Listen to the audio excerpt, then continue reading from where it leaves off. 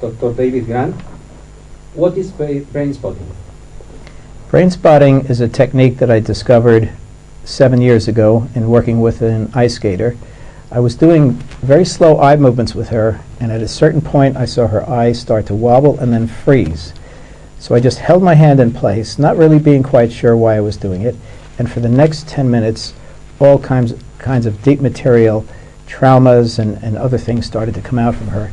Now I had worked through these traumas with her, most of them before, so the fact that they reopened and went to a deeper level really caught my attention. But there was a lot of traumatic memories that came up for her that I had never experienced, that never came out in the process. So that after a year of very intensive work, I saw things happening that I had never seen before. That truly caught my attention. The watchword for brain spotting is where you look affects what you feel. What that means specifically is that if you're thinking about something and it's bothering you, if you look to one direction or you look in the opposite direction by moving your eyes, you literally feel differently. Well, how can this be? Because when you look over here, it's going to a different place in your brain than when you look over here, which is going to another place in your brain.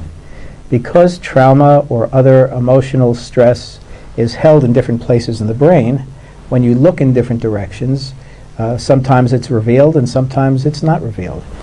So that's what it means. Where you look affects how you feel.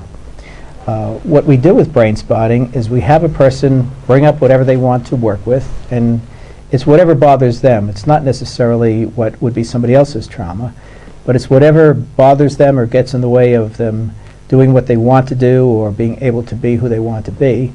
And with that, we have them just activate themselves. In other words, just sort of be in whatever it is that's bothering them. We rate it from 0 to 10. It's called the SUD scale. 0 being absolutely no activation and 10 being the highest it can be.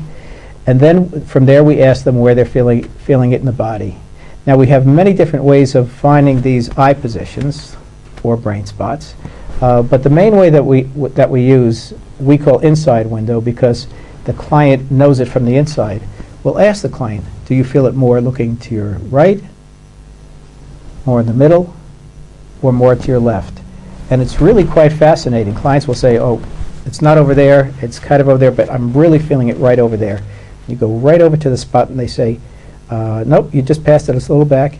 It's literally that precise. What we do from there is we have the client look at the pointer, which we hold because it's impossible to keep your arm up that long, and literally just with the awareness of whatever that's bothering them and wherever they're holding it in their body, they just look at the pointer and notice what goes on inside of themselves. And what they notice is it's like mindfulness, but it's a much more focused version of mindfulness, and that we call it processing. The brain is literally finding where the problems are inside of itself, and it's literally in a focused way processing it through. It processes it through to a point where literally it's what we call a 0 SUDS or no activation at all. I say that brain spotting is a physiological approach that has psychological consequences. In other words, we're going to places in the brain that have nothing to do with what we think or language or anything that's highly developed. We're going to the more primitive areas of the brain, the midbrain and the hindbrain, also called the mammalian brain and the reptilian brain. This is really where we hold our deepest problems. And talk therapy is not successful with them because you can't reach these areas in the brain from talk therapy. But with brain spotting, we're able to locate them through the field of vision, hold them in place, and have the client literally process them through.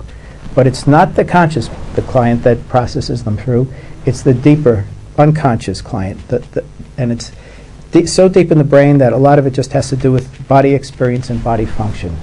There are many techniques now that work in similar ways, but what's unique about brain spotting is the absolute focused way we can find in the field of vision what's held in the brain and in the body and help to process it and release it.